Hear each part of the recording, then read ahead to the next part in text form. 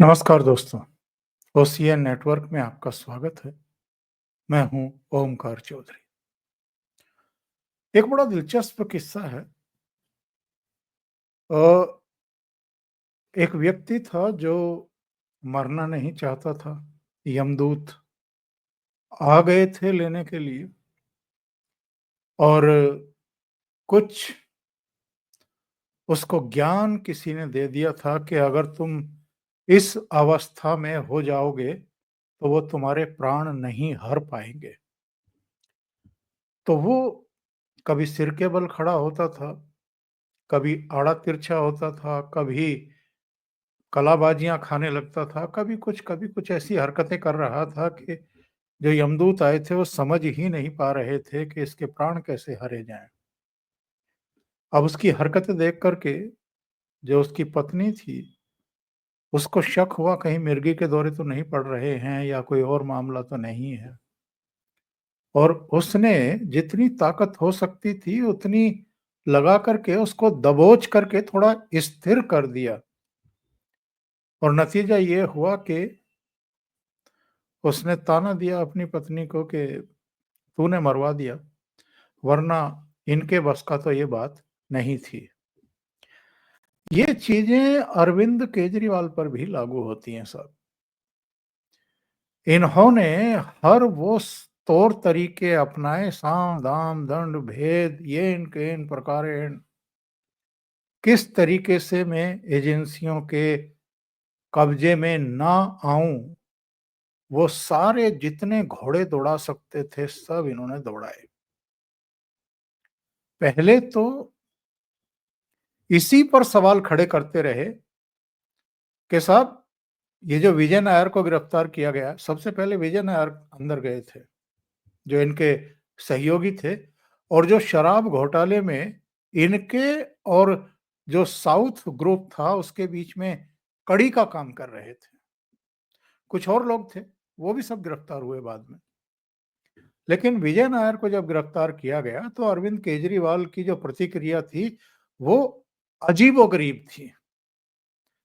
और प्रतिक्रिया क्या थी कि साहब एक छोटे से कार्यकर्ता को गिरफ्तार कर लिया गया है, पूछताछ की जा रही है और जैसे वो छाती पीटने वाली, आपा माथा पीटने वाली स्थितियां परिस्थितियां होती हैं, वैसी हमें केजरीवाल की दिखाई दे रही थी। एक और बयान इन्होंने उस समय दिया था कि जब विजय नायर जैसे एक छोटे से कार्यकर्ता को गिरफ्तार किया जा सकता है, तो फिर हम सबको भी तैयार रहना चाहिए अब। यानी पूरी पार्टी को तैयार रहना चाहिए कि ये मोदी सरकार हम में से किसी को भी नहीं छोड़ेगी। सबको अब जेल में जाने के लिए तैयार रहना चाहिए। और लगे हाथ ये भी कहा कि अगर देश हित में हमें पार्टी के लिए इतना बड़ा त्याग भी करना पड़े कि 8-8, 10-10 महीने जेल में रहना पड़े, तो वैसी मनःस्थिति बना लीजिए, उसके लिए तैयारी कर लीजिए। तो भाई जिसको ये बिल्कुल निश्चित हो कि हमने पाप कर्म किए हैं, वो ही ऐसी बात कह सकता है। उनको पता था कि जाना ही है, बच नहीं सकते हैं, कर्म ही ऐसे कर लिए हैं। वरना आदमी कॉन्फिडेंटली कहे कि नहीं हमने कुछ नहीं किया है भाई। हम एजेंसी का सामना करने को तैयार हैं, जो वो पूछना चाहें हम पूछ बताने को तैयार हैं, जो वो दस्तावेज चाहे हम दिखाने को तैयार हैं। लेकिन आएँ-बाएँ साएँ वही अप्पा-डप्पा-जप्पा वाली जो सिचुएशन होती है, वही थी इनकी और वकीलों की फ़ौज खड़ी कर ली। क्योंकि मुख्यमंत्री पद पर थे तो इसलिए कोई संकट तो था नहीं पैसे का, भुगतान का, फीस का। वो सब तो सरकारी खजाने से जा ही रहा था। तो इन्होंने वो सारे हथकंडे अपनाए कि एक तो जाँच एजेंसियाँ उनका हाथ इनकी गर्दन तक ना पहुँचने पाए, पूछताछ ही शुरू ना हो पाए, सारे हथकंडे। लेकिन जब एजेंसियों ने इनको दबोच ही लिया और उसके बाद इनसे पूछताछ भी हुई और 21 मार्च को गिरफ्तार भी कर लिया जब, तो उसके बाद तो इनके पास कोई चारा था नहीं। एक काम कर सकते थे जो नहीं किया। मुख्यमंत्री पद से इस्तीफा देकर के जा सकते थे, किसी दूसरे को अपनी जगह दिल्ली का मुख्यमंत्री बना सकते थे कि दिल्ली वालों के काम ना रुकने पाएँ, ये भी नहीं किया। 5.5 महीने कितने दिन ये रहे हैं तिहाड़ जेल में। अब आप देखिए 177 दिन अरविंद केजरीवाल तिहाड़ में रहे और 177 दिन ये मुख्यमंत्री बने रहे। देश के इतिहास में, दुनिया के इतिहास में, किसी भी देश में, किसी भी प्रदेश में कोई मुख्यमंत्री बने हुए जेल नहीं गया। 177 दिन तो छोड़ ही दीजिए। और इनके डिप्टी यानी मनीष सिसोदिया 510 दिन तक जेल में रहे। संजय सिंह भी 181 दिन जेल में रह करके आए। के कविता, केसीआर की बेटी 150 दिन जेल में रह करके आई। और ये विजय नायर और दूसरे तमाम लोग, ये सब तिहाड़ी हैं, तिहाड़ में रह करके आए। और जब इनको अंतरिम जमानत मिली थी लोकसभा चुनाव में, उस समय भी मोदी जी ने मुझे जेल भिजवा दिया, बदले की भावना से ऐसा किया और जेल के बदले वोट करके आप मोदी जी को इसका जवाब दीजिए। यही इन्होंने हरियाणा में कहा, यही पंजाब में कहा, यही दिल्ली में कहा लोकसभा चुनाव में। उस समय भी लोगों ने इनकी एक नहीं सुनी। सब कन्विंस थे कि ये महा झूठा आदमी है, ये कट्टर ईमानदार है ही नहीं। एजेंसियों के पास दस्तावेज हैं इसलिए गिरफ्तारी हुई है इनकी। सबूत थे, दस्तावेज थे, मनी ट्रेल था, इसलिए कोर्ट्स, जजेस साहिबान सब कन्विंस हुए, इसीलिए इनको जेल भेजा है 177 दिन के लिए। वरना वो कहते कि भाई ईडी आपके पास या सीबीआई आपके पास कोई सबूत नहीं है, आपने ऐसे ही इनको उठा लिया है, बेइज्जत किया है, हाँ इनको जाने दे रहे, अपने घर जाओ और अपना सचिवालय जाओ और मुख्यमंत्री का अपना दायित्व निभाओ। लेकिन ऐसा तो नहीं हुआ। दस्तावेज थे, वो कन्विंस थी, इसीलिए तो इनको उठा करके जेल भेजा गया था। लेकिन जब नियमित जमानत मिली इनको, तो उसके बाद भी जब ये बाहर आए तो इनका कॉन्फिडेंस का लेवल देखने लायक था। और मुझे तो सब ताज्जुब होता है, एक दौर था जब एक ट्रेन दुर्घटना हो गई थी तो तब के रेल मंत्री लाल बहादुर शास्त्री ने रिजाइन कर दिया था, नैतिक जिम्मेदारी लेते हुए रिजाइन कर दिया। ट्रेन वो थोड़ा चला रहे थे, या जो पटरियों के लिए जिम्मेदार होते हैं वो कोई लाल बहादुर शास्त्री या मंत्री कोई डायरेक्ट थोड़ा होता है। अलग अलग जो मंडल के अधिकारी होते हैं उनकी जिम्मेदारी बनती है, उनके मातहत जो काम करते हैं, लाइनमैन हैं या दूसरे लोग हैं, वो जिम्मेदार होते हैं। कई बार लोको पायलट या दूसरे लोग जिम्मेदार होते हैं लापरवाही के लिए। लेकिन रेल मंत्री ने इस्तीफा दे दिया और इन पर तो सैकड़ों करोड़ रुपए के गबन, घोटाले, गड़बड़ झाले और साउथ के शराब ग्रुप से पैसे पकड़ने का, और उसका बाकायदा मनी ट्रेल है, सबूत हैं कि हवाला के जरिए जो पैसा डिलीवर हुआ, उन गड्डियों की, नोटों की सीरीज तक सब ईडी के पास है। और वो वहां किसको हैंडओवर किए गए, वहां किस किस को बांटे गए, चुनाव में कैसे इस्तेमाल हुआ गोवा में, वो सारी चीजें। 7वीं चार्जशीट जब दाखिल की गई थी अभी जुलाई में, तो कोर्ट ने कहा था कि अरविंद केजरीवाल के खिलाफ पर्याप्त सबूत हैं। लेकिन जैसा मैंने कहा कि वो जो शुरू में किस्सा सुनाया था, यमदूत से बचने के लिए क्या-क्या टैक्टिस अपनाई गई थी, वही टैक्टिस अरविंद केजरीवाल आज तक अपना रहे हैं। इन्होंने अपने वकीलों की फौज फिर खड़ी कर दी। उन्होंने चैलेंज किया कि साहब ये मुकदमा चल ही नहीं सकता है, यानी ईडी ने जो चार्जशीट पेश की है इस पर मुकदमा चल ही नहीं सकता है। और उन्होंने तर्क दिया कि साहब ये चूंकि सार्वजनिक पद पर थे, मुख्यमंत्री थे, तो उसके लिए परमिशन लेनी होती है गवर्नर की या एलजी की। उसके बाद जो है ये मुकदमा आगे चल सकता है। तो उन्होंने कहा कि ईडी ने जो चार्जशीट दाखिल की है, जो मुकदमा कायम किया है, उसको रद्द किया जाए। सुप्रीम कोर्ट तक मामला पहुंच गया। सुप्रीम कोर्ट ने कहा कि बात तो ठीक है, बिना इजाजत के तो एक लोक सेवक के ऊपर मुकदमा चल नहीं सकता है। तो उसके बाद जो है ईडी अभी 5 दिसंबर को एलजी के पास पहुंची और एलजी ने इजाजत दे दी। आज ही ये परमिशन दी गई कि ईडी अरविंद केजरीवाल पर मुकदमा चला सकती है। अब ये पूछ रहे हैं कि अगर एलजी ने चिट्ठी जारी कर दी है, परमिशन दे दी है, तो ईडी हमें वो चिट्ठी दिखाए। भाई आपको क्यों दिखाए? आप कौन अथॉरिटी हैं? आप तो आरोपित हैं। आपके ऊपर तो शराब घोटाले के आरोप हैं। आपको ईडी जो है चिट्ठी देगी। कोर्ट अगर कहेगी कि इनके वकील को चिट्ठी उपलब्ध करा दी जाए तो हो सकता है कि वो दे दे, लेकिन उसकी जिम्मेदारी तो कोर्ट में जहां मुकदमा चलना है, राउज एवेन्यू कोर्ट में जहां ट्रायल चलना है, उसके सुपुर्द करना है कि साहब देखिए एलजी ने हमें परमिशन दे दी है, अब ये मुकदमा चल सकता है, तो मामला वहीं खत्म हो जाएगा। लेकिन ये सवाल क्यों खड़े कर रहे हैं? इन्होंने तो बहुत सारे सवाल खड़े किए थे। इन्होंने तो ये भी कहा था कि ये मनीष सिसोदिया को कैसे गिरफ्तार किया जा सकता है, ये तो बदले की भावना से ये सब किया गया है। और ईडी को, सीबीआई को ना उनके घर से कुछ मिला है, चवन्नी भी नहीं मिली है। इन्होंने एक जुमला पकड़ा हुआ था कि चवन्नी भी नहीं मिली है। ना उनके बैंक लॉकर से कुछ मिला है, ना उनके गांव के घर से कुछ मिला है, ना कोई संपत्ति है, कुछ भी नहीं मिला है जी। फिर भी बदले की भावना से मनीष सिसोदिया को गिरफ्तार कर लिया गया।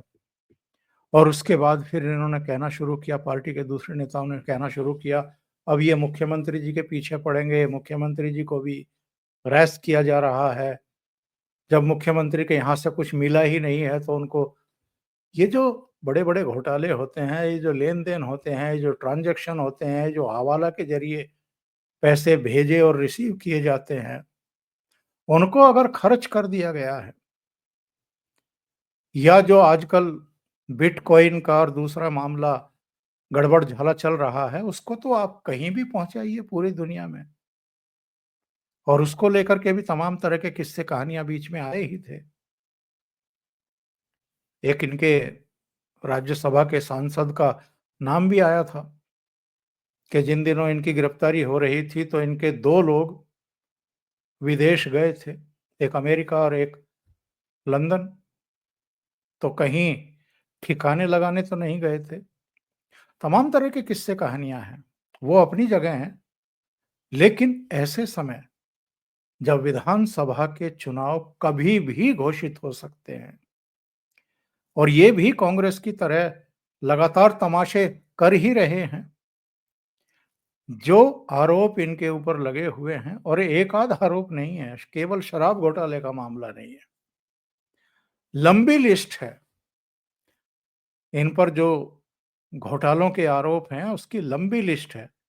ये मैं आपको पहले भी दिखा चुका हूं।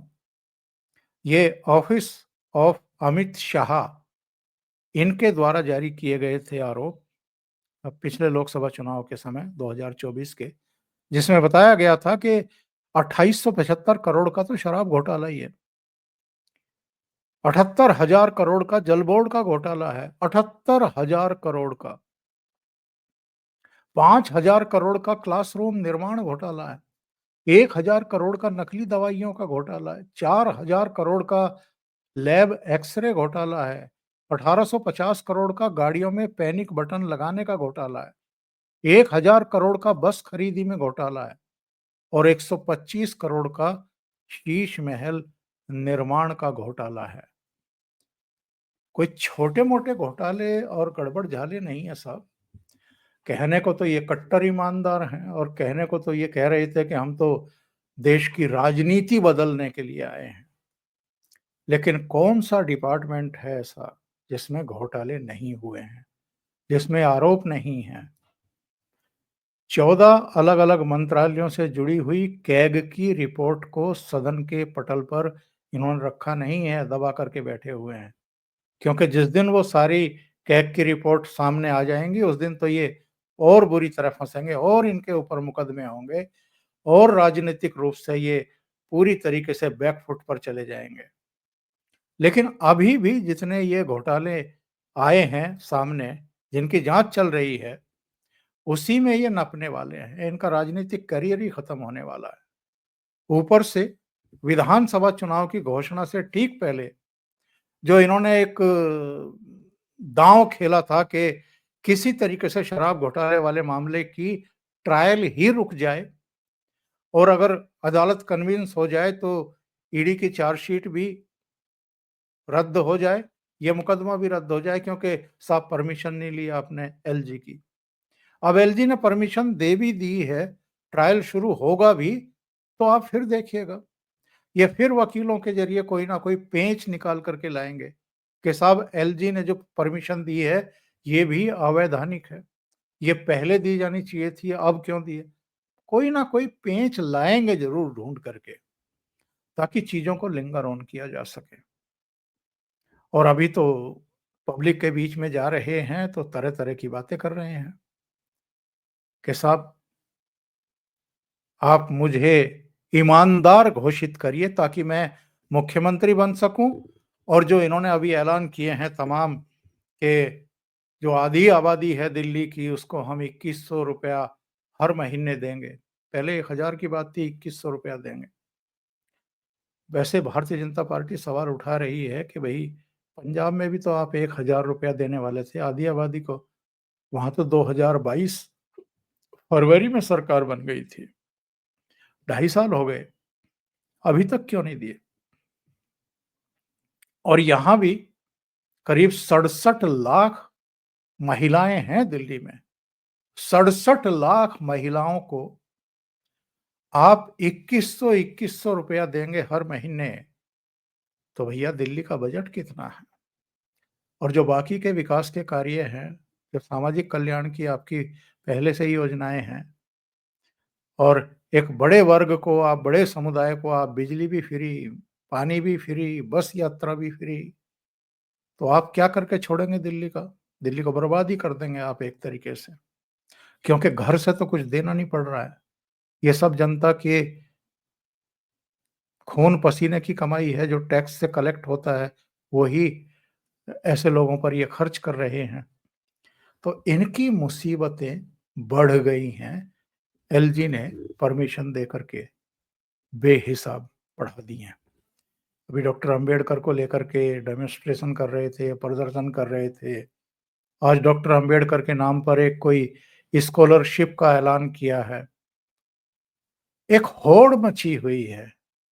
किसी भी तरीके से जो दलित वर्ग है, मतदाता वर्ग है, उसको लुभाया जाए, आधी आबादी को लुभाया जाए और जो ये 11 साल की एंटी इनकम्बेंसी है और जो एक वातावरण बन गया है, ये जो पब्लिक के बीच में दिमाग में ये बात घर कर गई है कि साहब ये जैसे दावे कर रहा था वैसा नहीं निकला है, भ्रष्टाचारी है, झूठ भी बोलता है और येन-केन प्रकारेण पब्लिक को गुमराह करके एक वातावरण बना करके मीडिया के ज़रिए फिर से चुनाव जीतने की और फिर से दिल्ली में सरकार बनाने की कोशिश की जा रही है।